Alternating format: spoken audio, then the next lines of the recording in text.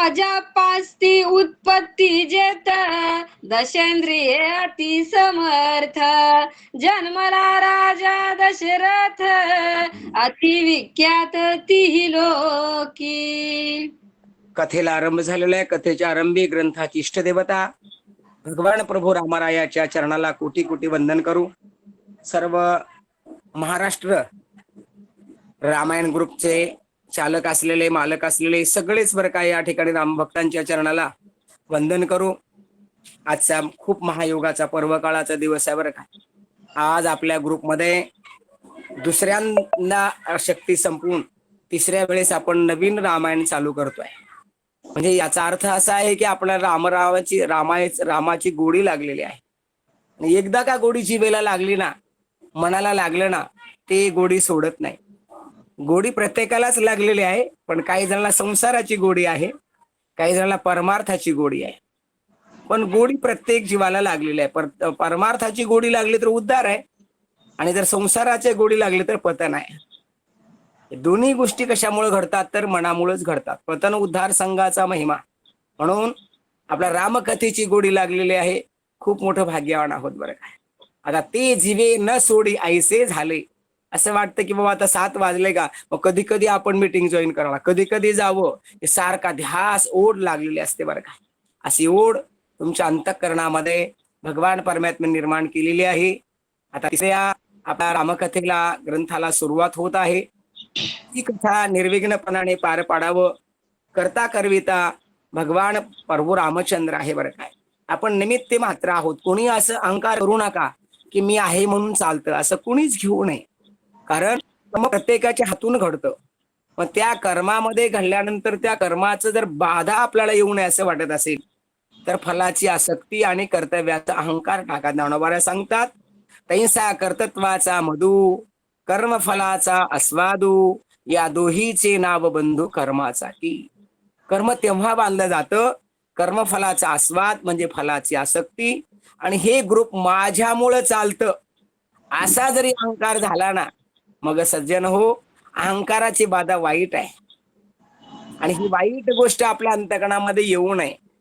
अहंकार खवळल्या जाणं, करी आनंदाचे आयतन, मूळ परमात्मा स्फूर्तीची स्फुरण, हे सर्वता जाणं आठवे.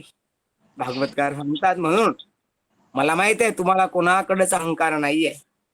निरहंकार पद्धतीमध्ये आपण सेवा या ठिकाणी करताय. सेवा भाव तुमच्या अंतःकरणामध्ये आहे. म्हणून तुमच्या अंतःकरणातील सद्भावनेला मी साष्टांग दंडवत घालतो बरं काय. कोटी कोटी वंदन करतोय. आणि कथेला आपण सुरुवात करू. कथा इथपर्यंत आलेली आहे की भगवान परमात्म्याचं या ठिकाणी आता सुरुवात आहे बरं काय. परमात्मा कसा जन्माला आला, परमात्मा कुणाच्या पोटाला जन्माला आला, परमात्मा कसा आहे याचा सगळं सविस्तर सांगतात. तर आजोपास्ती उत्पत्ती होत. आज अज राजा होऊन गेला. अज राजाच्या पासून या ठिकाणी दशरथ राजा जन्माला आले. दशरथ राजा कोणाला म्हणतात? ज्याचे 10 इंद्रिय ज्याच्या ताब्यामध्ये आहेत तो राजा दशरथ आहे बरं काय. ऐका, इंद्रिय ज्याच्या ताब्यामध्ये आहे तो दशरथ आहे. पण त्याला एक शब्द असा वापरतो मी की त्याला देव दशरथ म्हणा. इंद्रिय ज्याच्या ताब्यात आहे त्याला देव दशरथ म्हणा. आणि इंद्रियाने ज्याला ताब्यात आपल्याला घेतलेलं आहे त्याला जीव दशरथ म्हणा. तुम्ही आम्ही बी दशरथच आहोत. कारण तुम्हाला मला 10 इंद्रिय आहेत, 5 कर्मेंद्रिय आहेत, 5 ज्ञानेंद्रिय आहेत. आपणही दशरथ आहोत. पण आपण कोणते इंद्रिय दशरथ आहोत? जीव दशरथ आहोत. पण परमात्मा ज्यांच्या पोटाला येणार आहेत तो दशरथ म्हणणारा सामान्य नव्हता, देव दशरथ होते. सगळे इंद्रिय त्यांच्या ताब्यामध्ये होते. आणि अशा प्रकारच्या असलेल्या दशेंद्रियाच्या दशरथ राजांच्या पोटाला उदराला रामप्रभू येणार आहे. त्यांची ख्याती काय? अति विख्यात तिही लोकी.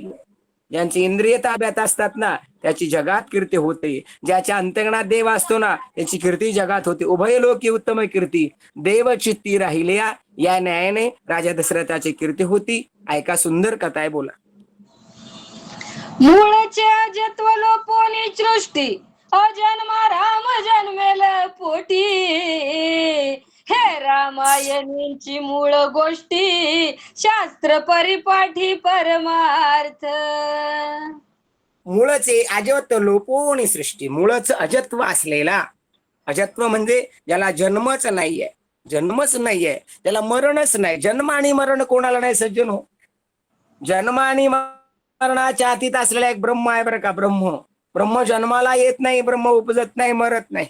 असा ब्रह्मस्वरूप असलेला, अजत्व असलेला तो लोकून टाकला. अजत्व पण नाहीसे केलं सृष्टीमध्ये. अजन्मारा मेल पोटी अजन्म असलेला भगवान परमात्मा आता जन्माला येणार आहे बरं का. हेच तर रामायणाची मूळ गोष्ट आहे बरं का. एकीकडे तर ब्रह्म आहे आणि एकीकडे तर जन्माला येतो. असं कसं होतं? ज्ञानोबराला विचारलं, महाराज असं कसं होतं हो? पांडुरंग परमात्मा तुमचा ब्रह्म आहे ना? हो म्हणले, संशय नाही, ब्रह्मच आहे. मग ब्रह्म जन्माला आलं, ब्रह्म विटेवर उभं टाकलंय, हे कसं? त्यांनी म्हणले मलाही माहित नाही बरं, पण ब्रह्म मार्ग चुकलं, पंढरपूरला आलं. कसं आलं मला विचारू नका. ज्ञानोबराय असं जर म्हणत असेल तर मी काय म्हणू? काय म्हणत, आम्हाला उत्तर देता येईल का? नाहीये. ज्ञानोबराय म्हणतात नेनो म्हणजे माहिती नाही, नेनो ब्रह्म मार्ग चुकले. मग कसं? उघडे पंढरपुरा आले, भक्त पुंडलिके देखिले उभे केले विटेवर. तोच परमात्मा आहे. विठ्ठलच ब्रह्म आहे. जर विठ्ठलाला ब्रह्म नाही म्हणाल तर त्याच्या रोगामध्ये कुष्ठरोग होईल त्याच्या तोंडाला बरं का, लक्षात ठेवा. ब्रह्म म्हणणारा पांडुरंग परमात्माच आहे, पण आकाराला आला, कसा आला त्याला माहिती, आम्हाला काय माहिती नाही. पण तो ब्रह्म आहे एवढं मात्र निश्चित आहे. असा अजन्म असलेला राम जन्मेल पोटी येणार आहे. हे रामायणाची मूळ गोष्टी, शास्त्र परिपाटी परमार्थ. शास्त्रामध्ये हाच विचार सांगितले आणि हाच खरा परमार्थ आहे. काय? ब्रह्म असलेला राम, अजन्म असलेला भगवान परमात्मा जन्माला येणार आहे. बघा आणखी पुढे उभी येणार आहे, आपण त्याचं सविस्तर चिंतन करू. बोला ताई. रावणाचे नित्यांकित सुरवर झाले जे समर्थ, ब्रह्मादिका चिंतादभूत ती रमानाथ प्रार्थिला. भगवान परमात्मा जन्माला येण्याला काही कारण घडतात. कोणत्याही मोठ्या व्यक्तीला गावात आणायचं म्हटलं तर कारण लागतं. सगळ्यात मोठा परमात्मा आहे. बृहतत्वात व्यापकत्वात इति ब्रह्म. हा सगळ्यात मोठं काय असेल तर ब्रह्म आहे. आता बाकीचा विस्तार मी पंचतत्वाचा सांगत नाही, वेळ जाते आपली. 1 पटीनं मोठे आहेत बरं का. पृथ्वीपेक्षा पाणी, पाण्यापेक्षा तेज, तेजापेक्षा वायू, वायूपेक्षा आकाश, आकाशापेक्षा माया, मायापेक्षा मायेच्या पुढे ही ब्रह्म व्यापक आहे. आणि ही माया मेकांश स्थिती जगत हा असा परमात्मा. हा असा परमात्मा खूप मोठा आहे. मग हा मोठा परमात्मा जन्माला यायचं म्हणल्यानंतर काहीतरी कारण घडलं पाहिजे ना. देव उगच्या उग येत नाही. संत येतात, संत समाजाची घडी बसवण्याकरता येतात, पण देवाला यायचं असेल तर अधर्म जगात काहीतरी झाला पाहिजे. पृथ्वीवरील दैत्य ते मातले, धरणशी झाले ओझे त्याचे, असं काहीतरी घडावं लागतं. मग काय घडलं ऐका. राजा रावण म्हणणारा हा नित्याच्या ताब्यामध्ये, सुरवर सगळे त्याच्या नित्यांकित झाले होते. 33 कोटी देवाला बंदी खाण्यामध्ये घातला होता. याचा अर्थ त्यांच्या हातात पायात बेड्या होत्या असं नाहीये. बंदी खाणे शब्दाचा अर्थ जेव्हा जमेल तेव्हा कामाला लावणार, जेव्हा जमेल तेव्हा. लोक काय काय म्हणतात, सगळे देव जर बंदी खाण्यामध्ये होते तर हनुमंताने पर्वत उचलल्यानंतर पुष्पवृष्टी केले, कसं काय आले? अरे असा अर्थ नाही बाबा. बंदी खाण्या शब्दाचा अर्थ ताब्यात, त्यांना विचारून कार्य करायचं राहतं. असो. मग सुरवर झाले जी समर्थ, ब्रह्मादिका चिंता अद्भुत तेही रमानात प्रार्थीला. सगळ्याला कंठाळून गेला. अग्निदेवाकडे काम होतं, 80,000 बायका त्याला, आणि त्या सगळ्याचे धुणं धुवायचं बरं काय. काय सांगावा रे रे रे. आणि विशेष होता, कपड्याला डाग राहायचा नाही, कपडा फाटायचा नाही. असं करावं लागत होतं. सगळ्या प्रकारचे काम, वायू द्यायला वारं, झाडायचं काम, अजिबात स्वच्छता तेव्हापासून राजा रावणाने ठेवली होती. हे सगळे काम करून करून करून देव कसं झाले, कंठाळून गेले. काय करावं? अहो कोणाच्याही ताब्यात राहू नये, दुर्जनाच्या तरी माणसांनी ताब्यात राहू नये. चांगल्याचा दास व्हावा. तुकोबारा म्हणतात ना, मज दास करीत त्याचा, संत दासाच्या दासाचा, वंगळ्याचा मालक होण्यापेक्षा भक्तांचा भक्तदास व्हावा म्हणून देव कंठाळून गेले. काय करतात ऐका. करावं या राक्षसांचा घात, मी अवतारेन रघुनाथ, रामा मुख्य कल आहेत, इचेनी अंत निशाचरा. देवाला काळजी पडली काय करावं, सगळे लोकाला चिंता पडली की भगवान विष्णूकडे गेले.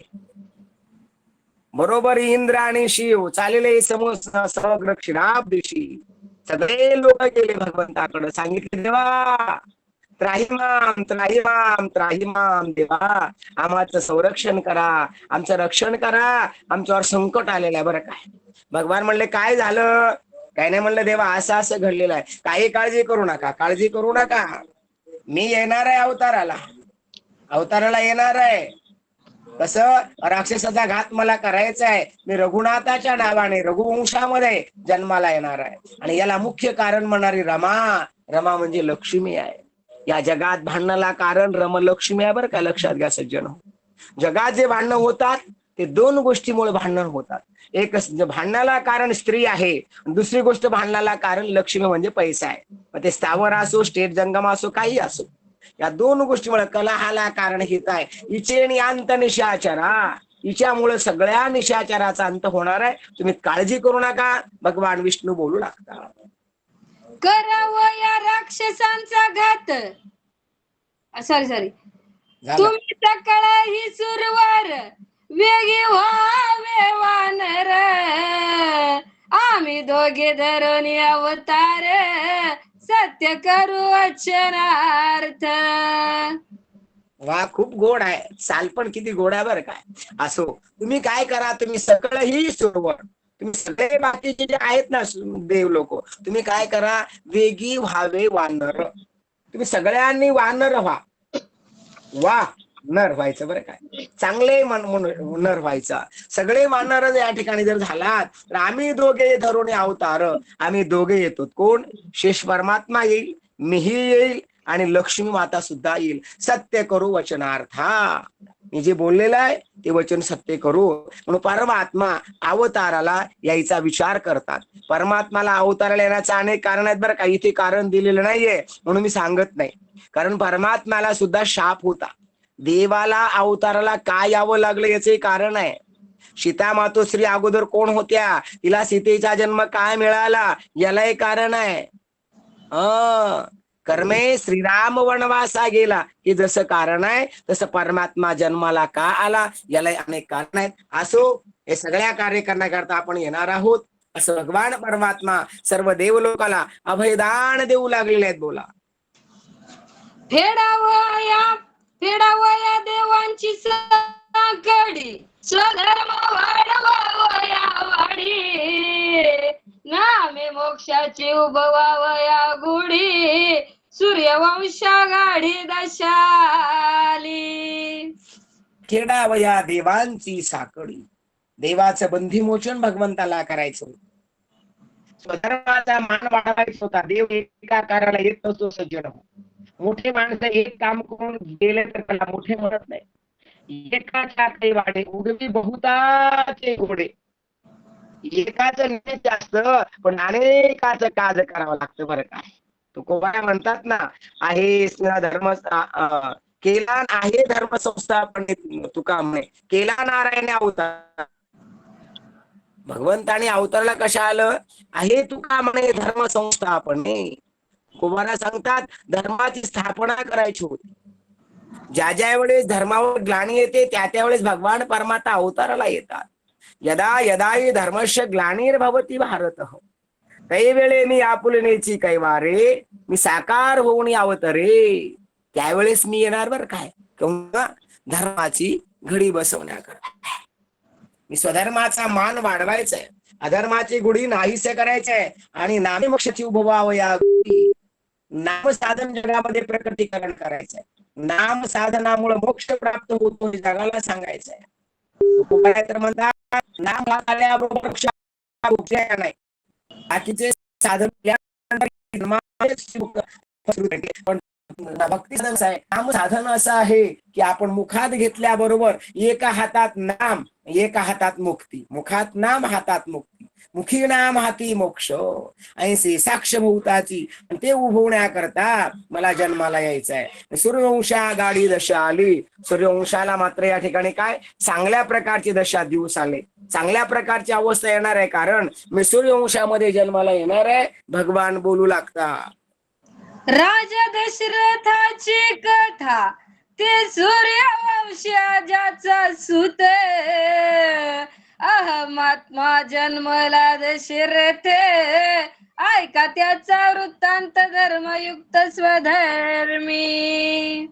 ज्या सूर्यवंशामध्ये भगवान जन्माला येणार आहेत, कारण भगवान परमात्मा जन्माला येण्याकरता त्यांचं कार्य सुद्धा चांगलं पाहिजे. ज्या कुळात जन्म ते कुळ पावन पाहिजे. पवित्र ते कुळ पावन तो देश. जिथं भक्तदा जन्म घेतात ना, तसं भगवान परमात्मा सुद्धा विचारपूर्वक जन्माला येतो. कोणाची पोटी चांगलं लेख या ठिकाणी येत नाही. बरं, देव जन्माला येण्याकरता लाखो हजारो वर्षांचं तपश्चर्या असावी लागते. सूर्यवंशाला दशा गाडी प्राप्त झालेली आहे. त्या सूर्यवंशामध्ये अज नावाचा राजा होऊन गेला. काय नाव त्याचं? अज नावाचा राजा. त्या अज नावाच्या राजाला पुत्र झाला.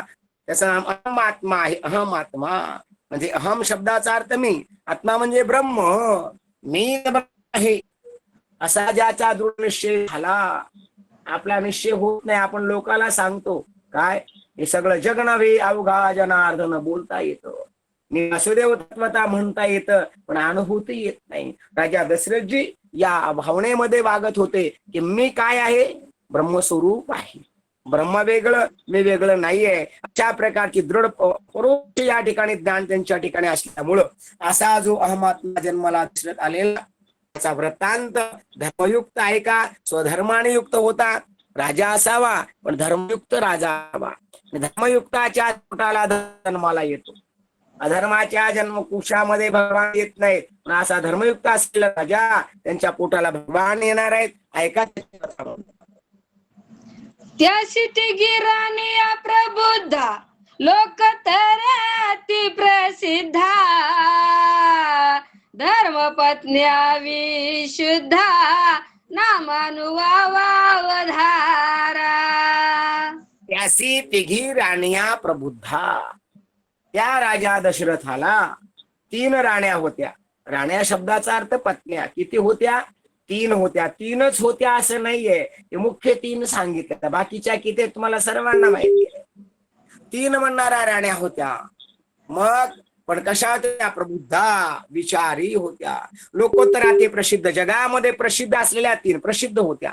काही लोकांच्या प्रसिद्धीला काही गोष्टी असतात आणि छुपे काही असतात. हे जुन्या काळापासूनच चालत आलेलं आहे. आता आपण यांना धर्म होतं, पण आता कलियुगामध्ये वर्ण धर्म राहिलेला नाहीये. त्यामुळे अवघड गोष्टी झाली. क्षत्रियामध्ये एक पत्नीपेक्षा अनेक पत्न्या त्या काळामध्ये असू द्या, तेवढा विस्तार नाहीये. लोक प्रसिद्धा, लोकांमध्ये प्रसिद्ध असलेल्या 3 होत्या. कशा होत्या? धर्म पत्न्या. धर्माने अनुकूल मान्यता दिल्यानंतर पत्नी म्हणतात बरं का. धर्म पत्न्या विशुद्ध होत्या. नामानुवादा अवधारा. 3 पत्न्या होत्या. कोणत्या कोणत्या होत्या? काय काय त्यांचं नाव होतं? ऐका पुढच्या ओळीमध्ये. ज्येष्ठ कौशल्या ते सुद्विधा, सुमित्रा ते शुद्ध मेधा, कैकाई ते विद्या, मंथरा कुविद्या ती पासी. ऐका कोण कोण होत्या? पहिली पत्नी होती ज्येष्ठ कौशल्या ते सद्विद्या. सत शब्दाचा अर्थ सत म्हणजे भगवान परमात्मा. सत म्हणजे काय? परमात्मा. या जगात सत्य वस्तू एकच आहे. या जगामध्ये सत्य 2 आहेत, एक आहे सत्य तू, सत्य तू, सत्य तू विठ्ठला.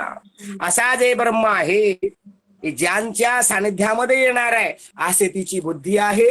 ते म्हणणारे सद्विद्या आहे. बरं काय, सतची प्राप्ती करून त्याला जे देते त्याला सद्विद्या असं म्हणतात या ठिकाणी.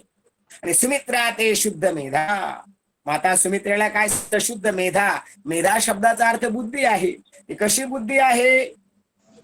शुद्ध बुद्धी आहे. मग शुद्ध बुद्धी म्हणल्यानंतर अशुद्ध बुद्धी येणारच. बुद्धीचे 2 प्रकार ज्ञानोबराने दुर्बुद्धी एक सांगितली आणि सद्बुद्धी एक सांगितली. तैशे दुर्बुद्धी. दुर्बुद्धी नकोच. सदबुद्धीच्या व्यक्तीला अंतःकरणामध्ये सतत चांगले विचार येतात. अशुद्ध बुद्धी असेल ना, मग त्याच्या अंतःकरणामध्ये काम असतो, क्रोध असतो, लोभ असतो, मोह असते, माया असते, असूया असते, तिरस्कार असतो. बरं का, तिला कोणती बुद्धी म्हणायचं? अशुद्ध बुद्धी. सदबुद्धीच्या अंतःकरणामध्ये काम नाही, झालो पाही रिकामा. काय असतं अंतःकरणामध्ये? काही नसतं. बरं काय, फक्त एक असतं. नाही असं नाही, एक असतं. काय असतं? भगवंताची प्राप्ती व्हावी. तो मज भावा, वेळोवेळा भावा पांडुरंग. त्याला तेच कथा ऐकाय वाटते, त्याचं चिंतन करावं वाटतं. त्याला काय म्हणायचं? सदबुद्धी. त्याची कथा आवडे कीर्तन, प्रेमद श्रवण गोड लागे. त्याची कथा ऐकाय वाटते, मुखाने म्हणा वाटते, मुखे तुझे वर्णे गुणनाम. असं भगवंताची मुखाने कथा करावी वाटते, त्याला म्हणतात सदबुद्धी. शुद्ध बुद्धी. अशी शुद्ध बुद्धीची कोण आहे? आमची माता सुमित्रा माता आहे. बरं काय, कैकेयीला काय सांगितलं? कैकेयी त्या अविद्या. अविद्या म्हणजे काय आहे? जी ब्रह्माला जाणत नाही, ब्रह्माला झाकोळली जाते, तिला अविद्या असं म्हणतात. ब्रह्माला कोण झाकतं? माया. कैकेयी कोण आहे? अविद्या म्हणजे माया आहे. आता मायेचं वर्णन काय सांगावं? मायेचं वर्णन सांगणं खूपच कठीण आहे. अशा प्रकारची कोण आहे? विद्या म्हणणारी असलेली कोण? हे म्हणणारे मंथरा असलेली कैकेयी अविद्या आहे. अविद्या आणि मंथरा कुविद्या त्यापासी. मंथरा कोण आहे? कुविद्या आहे. माया म्हटलं की वाईट बुद्धी आलीच. मायेच्या वाईटच गोष्टी राहतात. ब्रह्माजवळ चांगलं असतं, म्हणून विद्याजवळ म्हणजे या असलेल्या कैकेयी जवळ ही अविद्या कुविद्या म्हणणारी वाईट बुद्धी होती. तिचं नाव मंथरा आहे, असं त्याचं वर्णनात महाराज बोलू लागतात. उदरा येईल आदी मूर्ती, त्या दिनवती संतती, अपुत्र पारे नृपती, पुत्रार्थी उद्यत. पत्न्या 3 होत्या, संसार चांगला होता, परंतु संसार ज्याच्या करता करतो त्याला फळ आलं नव्हतं. सामान्य लौकिकाच्या दृष्टीनं माझं बोलणं चालू आहे, लक्षात ठेवा. संसाराला किंमत तेव्हा येते लग्न झाल्यानंतर त्या संसाराच्या वेलीवर एखादं फूल उमगावं, त्या फुलाचा पासून या ठिकाणी एखादा फलाची निर्मिती व्हावी, तर त्या वृक्षाला त्या ठिकाणी चांगलं वृक्ष म्हणतात. ज्या वृक्षाला फूल आलं नाही, फळ आलं नाही, त्या वेलीला, त्या वृक्षाला वांझ म्हणतात. तसं संसारामध्ये ज्या मातोश्रीला लग्न झाल्यानंतर मुलबाळ नाही जर झालं, तर तिलाही काय म्हणतात माहिती आहे तुम्हाला. म्हणून काय म्हणतात, अगोदर काहीच उदरा येईल आदी मूर्ती, त्या आधी नव्हती संतती. अगोदर त्याला संपत्ती नव्हती, पण भगवान परमात्मा येणार आहे. अपुत्र पुणे नरपती पुत्रार्थी उदतो. पुत्र असावं वाटतं माणसाला, संसाराचे विलर काहीतरी असावं. आणि ज्याला मूल बाळ नाही ना लग्न होऊन, त्याला जीवनामध्ये किती दुःख वाटतं. ऐकायचंय का? ऐका पुढच्या ओव्या काही. सुख निधी राजभुवारा, सुख निधी सिंहासना, सुख निधी भोग स्थान, मान सन्मान सुख निधी. सुखनेदी भोग स्थान. सुख परमात्मा या ठिकाणी देऊ शकत नाही. कशामुळे सुख मिळत नाही? पुत्र नसल्यामुळे. सगळं आहे, राज्य आहे, संपत्ती आहे, पण मुलगा नसल्यामुळे सुख वाटत नाही. पुत्रश्यमे राज्यहीन सर्व दुःखाय कल्पते. राजा दशरथ राजाचं वचन वर्णन करत असताना म्हणतात, राजाला सगळं आहे पण पुत्र नसल्यामुळं उदास राजा राहायचा. सगळं भोग आहे, अष्टभोग भोग आहे, पण सगळा मान सन्मान आहे, पण ते सुख देत नाही. सिंहासनावर सुख लाभत नाही. राजा आमचे गुरुवर्य परमपूज्य प्रातस्मरणीय रामभाऊजी महाराज राऊत उदाहरण सांगितले होते. त्यांनी म्हणाले की एखाद्या माणसाला पुत्र नाही झाला, लग्न होऊन आणि तो रस्त्याने चालायला लागला, एखादी कुत्री निघाली म्हणे, कुत्री प्रत्यक्ष असली कुत्री एक 4-5 पिलं घेऊन जर निघाले, तर तिच्याकडे बघून याला हिवा वाटतो. म्हणे काय कुत्री भाग्यवान आहे, काय कुत्री भाग्यवान आहे. मला एक पुत्र मागतोय तर मला मिळत नाही, तिला 5 मिळत. तर बाबांना फोन करून विचारा. हो बरं काय, असं म्हणले त्यांनी. बरं म्हणजे ज्याला मुलबाळ नाहीये त्याला संसारामध्ये काय वाटतं? दुःख वाटतं. सुखनेदी भोग कलत्र, सन्मान सुख वाटत नाही. आणखी काय वाटत नाही का पुढे? सुख नेदी अलंकार वस्त्र, सुख नेदी भोग कलात्र, सुख नेदी छत्र चामर, स्तुती स्तोत्र सुख नेदी. ऐका, पुत्र हे सुखाला कारण आहे का नाही हे मला सांगायचं नाही, पण मान्यता काय हे महत्वाचं आहे. जर पुत्र जर सुखाला कारण राहिले असते तर पोराचे बाप रडत आज महाराजाच्या दरबारात गेले नसते. अनेकाला दुःख आहे, लेकर असल्यामुळे दुःख आहे, लोक पोरामुळे परेशानी झाले, पोर पोसायला तयार नाही. 2 पोर आहेत, पुष्कळ शिकले, एक अमेरिकेला गेलं, एक इंग्लंडला गेलं. आपल्या महाराष्ट्राची कथा माहिती आहे. अहमदपूरच्या वृद्धाश्रमामध्ये डॉक्टर आमच्या नायगावचे ज्यांनी देह समर्पित केला मेले, एकही पोरगा आलं नाही. काय करावं, काय वाटलं असेल बापाच्या जीवाला. असूनही दुःख आहे, परंतु नसलेल्या माणसाला असं वाटतं की असावं असावं. असू द्या, संसारकाची इच्छा आहे. त्यामुळं पुत्र नसल्यामुळं अलंकारामध्ये सुख वाटत नाही, वस्त्रामध्ये सुख वाटत नाहीये, भोगामध्ये सुख वाटत नाही. कोणतेही भोग असू द्या, अष्टभोग भोगणे माते नाही चाड. सुकणे छत्र चामर धरलेले आहे, चौरी ढाळू लागलेले आहेत, लोक भाट वर्णन करू लागले, पण अंतकणामध्ये टोचू लागलं का मला पोरगच नाही हो, लेकरू नाहीये, काय करावं राज्य वैभव घेऊन, असं दशरथ राजांच्या अंतकणामध्ये चिंता निर्माण झालेली आहे. बोला. राजा पोटातून भोगी विरक्त, या लागी पोटा येईल रघुनाथ, जो अत्यंत विषयासक्त, त्यासी भगवंत स्पर्शेना. थोडा गुह्य भावना आत्माराज प्रकटीकरण करतात. राजा दशरथाला अलंकार आवडत नाही, राजा दशरथाला वस्त्र या ठिकाणी आवडत नाही, शयन आवडत नाही, तांबूल आवडत नाही, स्त्रिया आवडत नाहीत. अष्टभोगाचा त्याग झाल्याशिवाय देव त्याच्याकडं येत नाही नाही नाही. परमात्मा भोगासक्ताकडे येतो का त्यागासक्ताकडं? जिथं भोग आहे तिथं रोग आहे, लक्षात ठेवा. राजा दशरथाची अवस्था होण्याला हेही कारण आहे. राजा दशरथजी आमचे कसे होते? पोटातून भोगी विरक्त, भोगी नव्हते, विरक्त भोगी. राज्य करत होते, नाही असं नाहीये, पण अंतकणामधून विरक्त होते. काही जणाला बाह्य भोग नसतो पण अंतकणात विरक्ती असते. काही जणांना अंतकरणामध्ये भोगच असतात, बाह्य काही संग्रह नसतो, असं आहे बरं काय. मग सगळ्यात घातक कोणता आहे?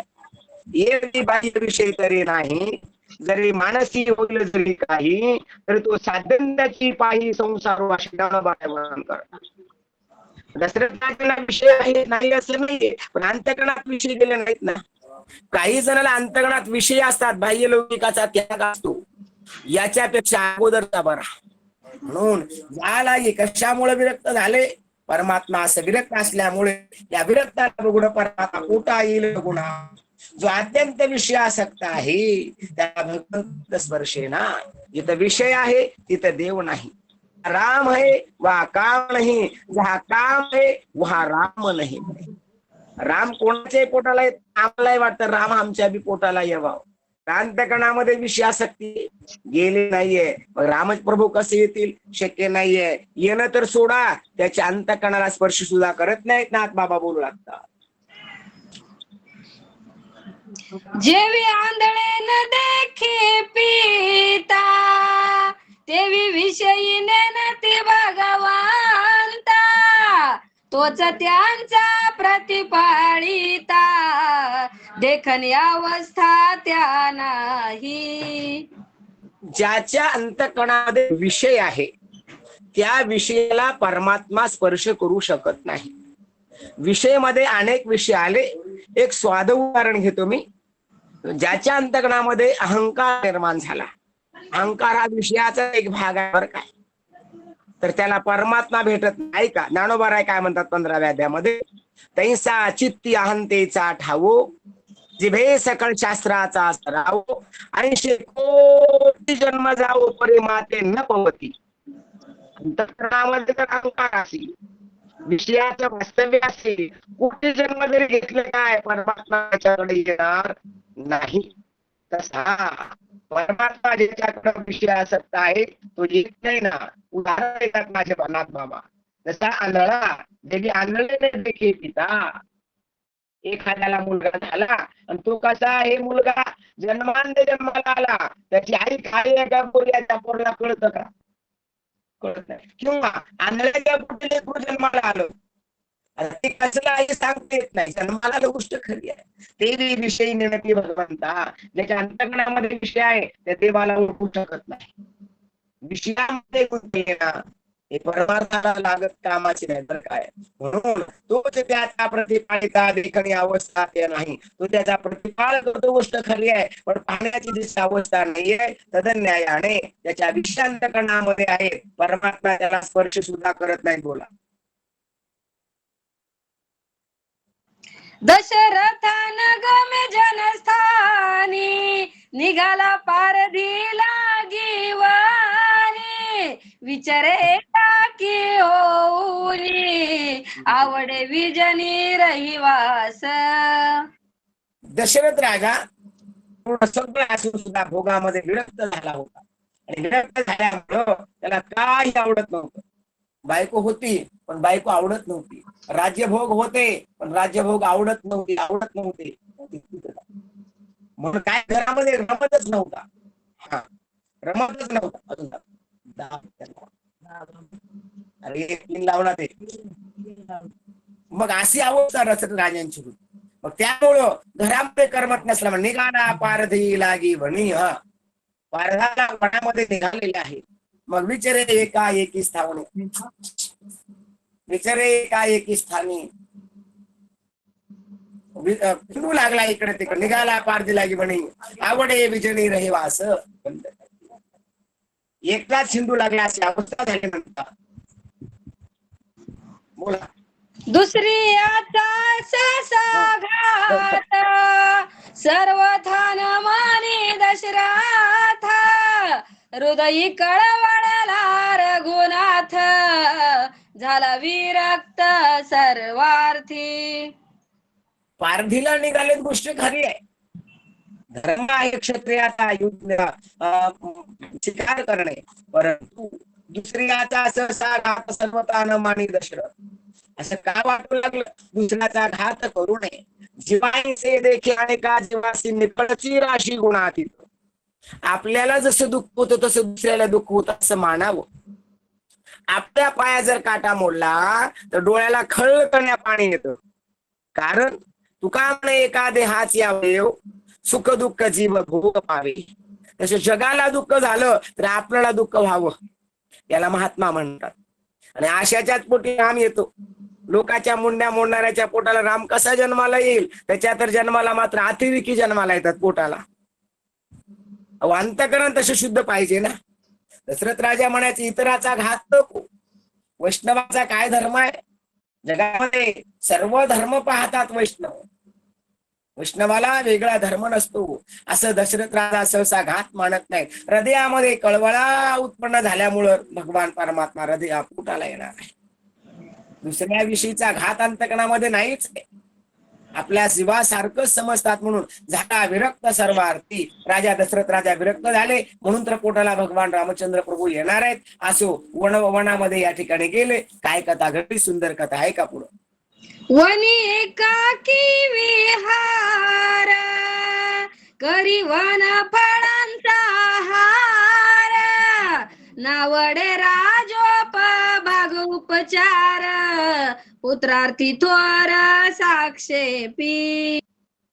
पुत्रार्थी थोर साक्षेपी. वणी एकाकी विहार, एकटा राजा जायचा. त्या माणसाला जर मन शांत नसेल ना तर सगळे संसारात असून भोग काही कामाचे नाही बरं का. घरामध्ये करोडोचा बंगला असतो, लाखो रुपयाची टीव्ही असते, परंतु माणसाचं संसारामध्ये उद्विग्नता झालं ना, मन कशात कशात कशात रमना. हे बाहेर बसतं बोलत. काय असते अवस्था बघा एकेकाची. असो मग काय करू लागले? करी वन फळाचा हार. वनात गेले, अष्टभोगाचा त्याग केला. अरण्यामध्ये गेले, भगवंताचं तर चिंतन सारखं होतं. फळांचा हार करू लागले. नावडे राग भोग उपचार. कोणताच भोग आवडत नाही. भक्तांना भोगापासून विरक्ती असते. भोग त्यांना नकोच असतो, भोगच त्यांचा एक असतो, कोणता?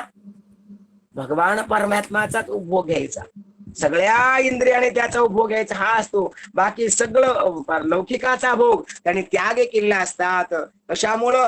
पुत्रार्थी थोर साक्षेपी. आता राजा दशरथांची अवस्था पुत्राकडे गेली होती, पुत्र जन्माला आलेला नव्हता, काय करावं, सारखं चिंता निर्माण झाली. असं असताना वनात गेले आणि योगायोगाने एक अकर्मिक अघटित घटना घडली. काय घटना घडली? ऐका पुढच्या ओळीमध्ये. श्रावणाची कथा होणार सारखी बुद्धी, मांडली निशी अवस्था पराधी, अंधारी श्रावणा ते वधी, माता पिता खांदी कावडीसी. दशरथ राजांच्या अंतःकरणामध्ये विरक्ती होती, अंतःकरणामध्ये दुसऱ्या विषयीची भावना चांगली होती. दुसऱ्या जीवाहिंसा देखील अनेका जीवासी आता आपणच मी प्रमाण देऊन आलेलो असताना दुसऱ्याचा घात करू नये असं मानणारे राजा दशरथजी, पण काय सांगता, होणारा सारखी बुद्धी तदनुसार प्रगटे. काय सांगतात ग्रंथकर्ते नाथ बाबा, ज्याच्या नशिबामध्ये जे गोष्ट होणार आहे ते होणारच आहे. ते विधी लिखित टळणार बरं काय, कर्मरेखा टळेना, वाण लागला जग जीवन. या कर्मामध्ये आहे ना, जे जे असेल प्रारब्धी ते न चुके कर्म कधी, होणारा सारखी बुद्धी तदनुसार प्रगटे. ज्याच्या जीवनामध्ये जी गोष्ट घडायची आहे ना, ते काही गोष्टी घडल्याशिवाय राहत नाहीये. होणारा सारखी बुद्धी होणार म्हणतात. मांडलेली निशावस्था पारधी, सायंकाळ झाली, हातामध्ये धनुष्य होता, एखादा शिकार एका तळ्याच्या ठिकाणी गेले, एका वृक्षावर बसलेले आहेत. अंधारामध्ये श्रावण नावाचा बाळ आलेला आहे आणि तो माता पित्याची खांद्यावर कावडी घेतलेली आहे. एका बाजूला आई आहे, एका बाजूला काय वडील आहे. दोघांची कावड केलेली आहे आणि त्या संधीमध्ये तो तिथे ठेवला आणि त्या श्रावणाचा वध राजांच्या हातून घडला. कसं घडला? पुढे विषय आल्यावर आपण पुढचा विचार घेऊ. बोला. लौकिकाची लोक वार्ता, श्रावणे पितरे कावडी ठेवाता, हे तवचा मुळा बद्ध कथा, तो माता पिता नवी संबे. जगामध्ये लौकिकामध्ये काही गोष्टी उड पडल्या.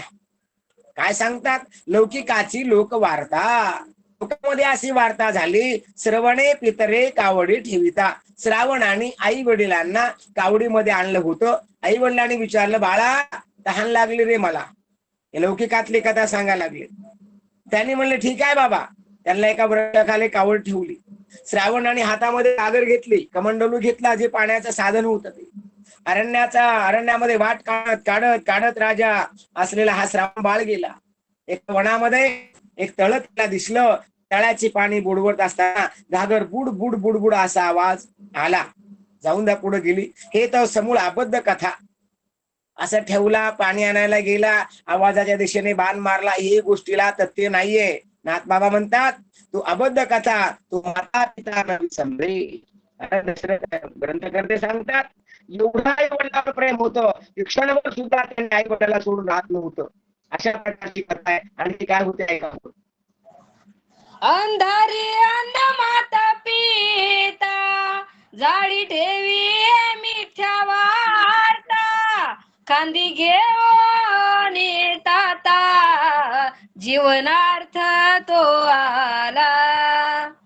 कथा अशी आहे, दशरथ आपल्या श्रावणाने आई वडिलांना झाडाखाली कावड ठेवलेली नाहीये, खांद्यावरच कावड घेतली. तसाच तळ्याच्या ठिकाणी गेला. झाडी ठेवी हे मिथ्या वार्ता, म्हणजे खोट्या झाडाखाली ठेवले मग तो गेला असं नाहीये. खांद्यावरच घेतला गेला, जीवनार्थ तो आला. जिथं तळ होतं त्या ठिकाणी आला. हातातलं कमंडलू झारी पाण्यात बुडवत असताना आवाज कसा आला, काय झालं, पुढची ओवी आहे का. बुड बुड कमंडलूच्या शब्दी, ध्वनी उठली जळ सन्निधी, दशरथ केवळ शब्द वेधी, बाणवेधी विंधीला. बुडबुड कमंडलूच्या शब्दे, बुडबुड असा आवाज आला. आताही पाणी आपण लहान मडकं असलं ना, तर ते पाणी बुडवत असताना आतली हवा बाहेर येते. बाहेर येत असताना त्या पाण्याचा दाब पडला जातो, त्यामुळे आवाज येतो, बुडबुड बुडबुड असा आवाज येतो. ध्वनी उठली जळे सन्निधी. ध्वनी उठल्याबरोबर दशरथ राजा केवळ शब्दविधी होते, बाण लक्ष्मण मारला. ही कथा इथपर्यंत झाली. आता मी एक कथा एका महात्म्याच्या मुखातून ऐकली होती, ऐका. योग्य असलं घ्या, अयोग्य असलं तर मला परत करा, माझं मी त्या महात्म्याला नेऊन देतो. ऐका. तिचे जळ म्हणणारं जे होतं ना, दशरथ राजांच्या राज्यामध्ये अनेक ऋषी राहत होते. एका ऋषीला विश्रांतीची गरज होती. त्याने राजाकडे सांगितलं, राजा मला विश्रांतीची गरज आहे आणि तू माझं साह्य करावं लागतं बरं काय. राजाने सांगितलं, ठीक आहे मी करेन तुझं साह्य. काय करू महाराज सांगा. ऋषींच्या कार्यासाठीच माझा अवतार झालेला आहे, मी कार्य करणार, काय करू. काय नाही म्हणलं, मी विश्रांती करतोय. मग मी मात्र पाण्याच्या रूपामध्ये तळ होऊन राहतो. मग या तळ्यातलं एकही थेंब पाणी कोणत्या पक्षाने पिऊ नये, मानवाने पिऊ नये. असं कर, मी आणि तू मात्र हे जळ राखण्याकरता बसून राहा. जर एकही थेंब जर बाजूला जर गेला तर माझं मरण ओढवणार आहे. आधी सांग तुला होत का नाही, अन्यथा मी बाजूला निघतोय बघ. आता दशरथ राजाने सांगितलं, अरे ही काय मोठी गोष्ट आहे का, मी करेन ना, एकही थेंब पाण्याच्या बाजूला जाऊ देणार नाहीये.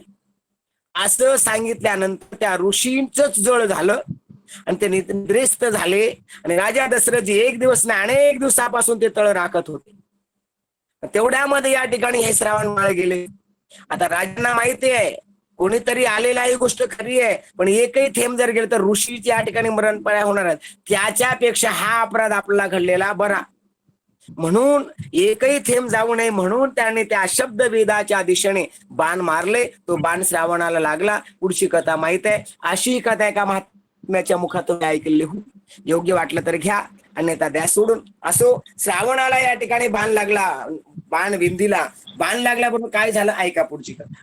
धाव लागता संपूर्ण काय बोलीला श्रावणा, कोण्याचा भाग्याचा बाण राम स्मरणेसी आला. शब्दाच्या दिशेने राजा दशरथाने बाण मारला. बाण निघत असताना स्वी आवाज करीत आला नाही, राम राम राम राम राम म्हणत आला बाण. कारण बाण जर राम नाम एवढं घेत असेल तर मारणारा किती घेत असेल विचार करा. ज्यांच्या संघटनेमध्ये गेल्यानंतर ना लोखंडाचा बाण आहे हो. आपण पुंडलिक म्हणा, जर मी जर आता जर म्हंटल का तुमच्यातले 50% लोक म्हणणार नाहीत बरं काय. पण रामनामाचा प्रादुर्भाव असा झाला बाणावर की ते रामनामांकित बाण आला. लागल्या बरोबर काय बोलला श्रावण, म्हटला वा कोण असा भाग्याचा बाण रामस्मरणेशी आला. कोण भाग्यवान असा व्यक्ती आहे की त्याच्या हातून मला बाण लागला. तो बाण साधा नाहीये, रामनामांकित बाण आहे आणि तो बाण लागला तो भाग्यवान आहे. असं जसं या ठिकाणी कोण श्रावण बाळ बोलले आणि काय करतात ऐका आपण. श्रावणासी बाण लागता नटवेची माता पिता, नटवेची देह ममता, राम स्मरता देह त्यागी.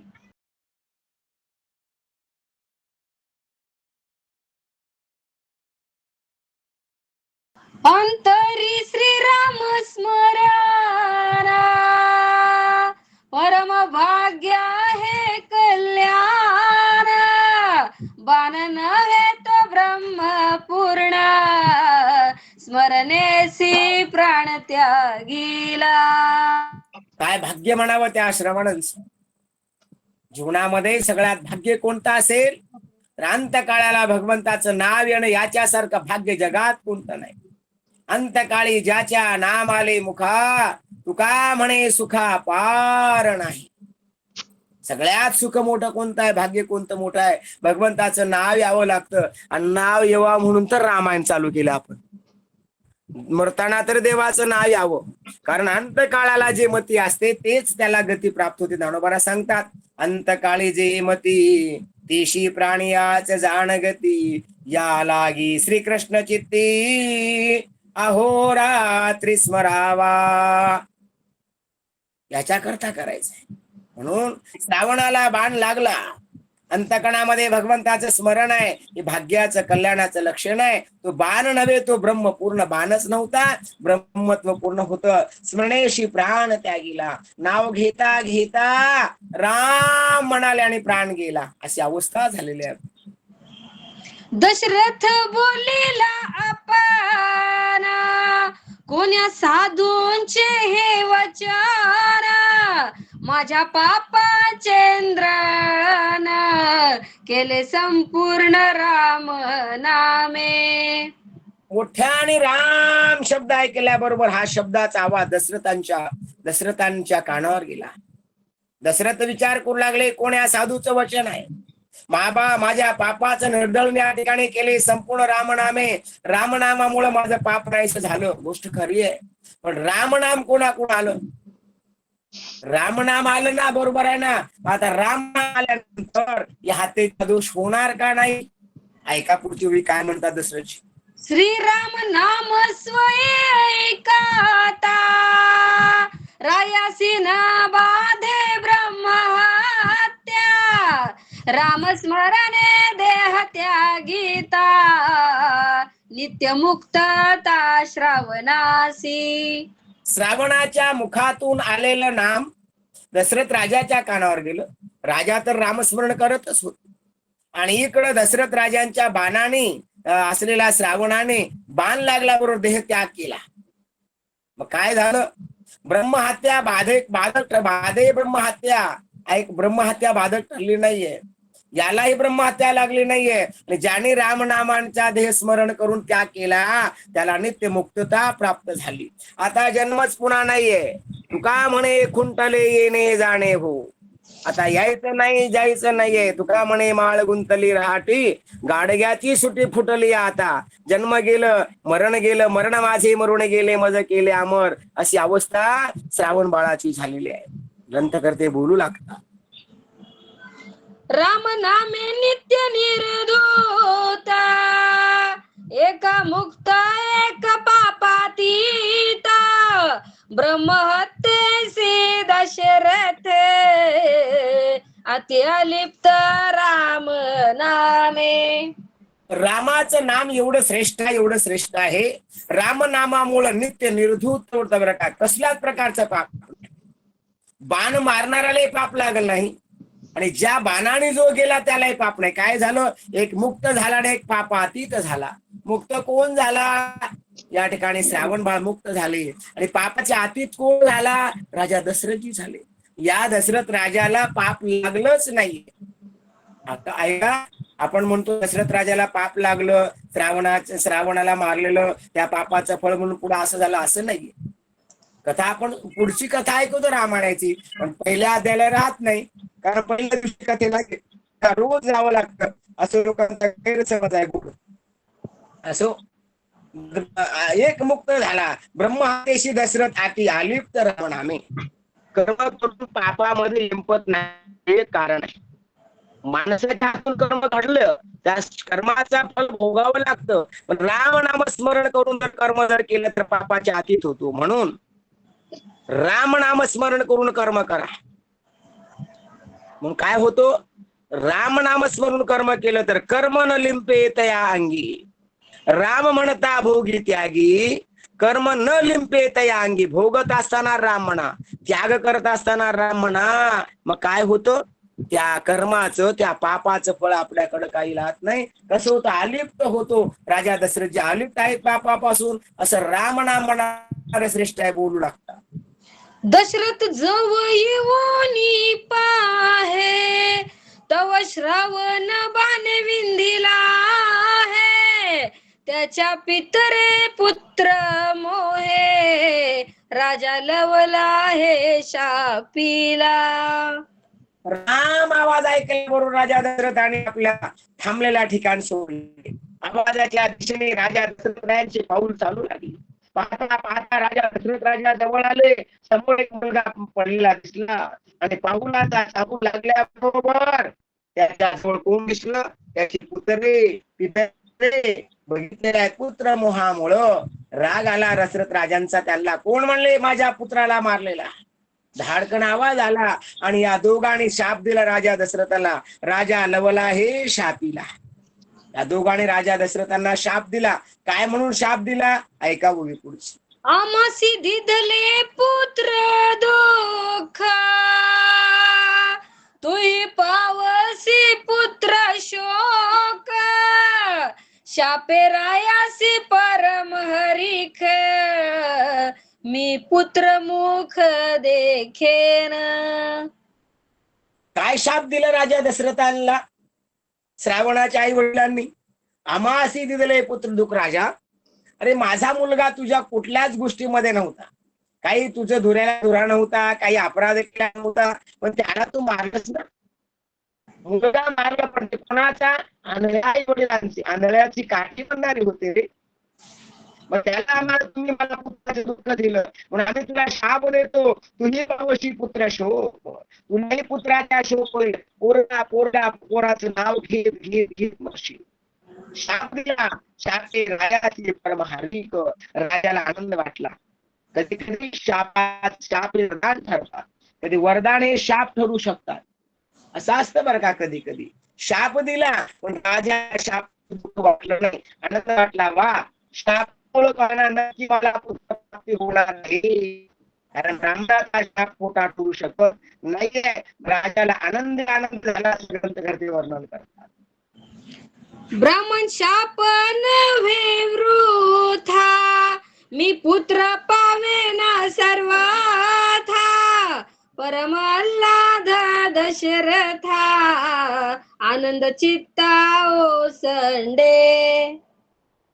दशरथाला वाटायला लागलं ब्राह्मणाचं वाक्य आजपर्यंत खोटं झालं नाही, कारण ब्राह्मण हे पृथ्वी तलावरील भूदेव आहेत.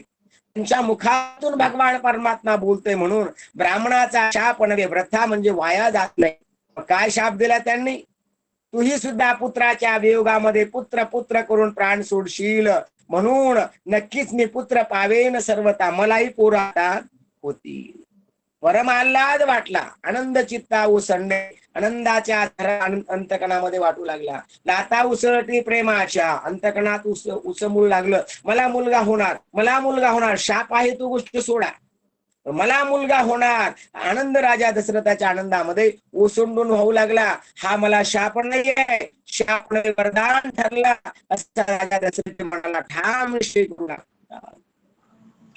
शाप नव्हे परमामृत, उल्हासे रायाचे चित्त, पोटी प्रकटेला रघुनाथ, शाप दशरथा सुखरूप.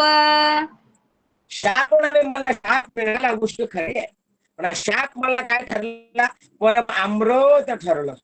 अमृत वेगळं परम अमृत ठरलं. अमृत कशाला म्हणतात? जे मरत असलेल्या माणसाच्या मुखात एक जरी थेंब गेला तरी अमृत मात्र काय करतं? त्याला मरण येऊ देत नाही. मरणाला मारणारा अमृत आहे काय? मरता या अमृत पान, मरणाऱ्या माणसाला अमृत जर मिळालं तर किती आनंद होणार आहे. तसं हे तर परमामृत झालं म्हणाले मला. अतिशय उल्हास आहे, रायाच्या आनंदामध्ये चित्त उल्हासित गेलेलं आहे, कारण पोटाला माझ्या भगवान परमात्मा येणार आहे. शाप दशरथा सुखरूप. हा शाप राजा दशरथाला विषासारखा वाटत नव्हता, अमृतासारखा झाला. विस्तवासारखा ओळख नव्हता, फुलासारखा अतिशय करून आनंद वाटू लागला. राजा दशरथाचं चित्त या ठिकाणी आनंदाने या ठिकाणी प्रफुल्लित झालेलं आहे. बोला. पुत्र झाले थांबूत, ऐसा मानिला निश्चितार्थ, हृदय संचरला रघुनाथ, उद्वेग रहित याला. दशरथ राजांना वाटू लागलं पुत्र झाले ते भूत, मला आता मुलगा होणार. ऐसा मानिला निश्चितार्थ, नक्कीच मला मुलगा होणार, कारण ब्राह्मणाचं वचन खोटं होणार नाहीये. या राजाला आनंद वाटला. इकडं काय झालं? हृदय संचला रघुनाथ, आनंद वाटला, उद्वेग रहित झाला, आणि मग उद्वेग अंतकरणातला गेला. वा, आता अवघियाचा विसर झाला, हा राहिला उद्वेग, सगळ्याचा विसर झाला. मला मुलगा होणार या आनंदामध्ये राजा दशरथजी डोलू लागले. परंतु इकडं काय झालं? श्रवणाच्या आई वडिलांचा ऐका पुढची बघी. शाप देऊन दारुण तीही दोघी सांडीला प्राण, तिघांशी देऊनी दोहान, उत्तर विधान करविले राये. दशरथ राजांना या दोघांनी शाप दिला. कसा दिला? दारुण प्रकारचा शाप दिला, भयंकर कठीण असा. तुला पुत्र असतील, पण पुत्र ज्या अंतकाळाला जवळ राहणार नाहीत, पुत्र पुत्र म्हणून तडफडून तडफडून या ठिकाणी तुझा प्राण जाईल. शाप दिला. आणि ही दोघी सांडीला प्राण. दोघी कोण?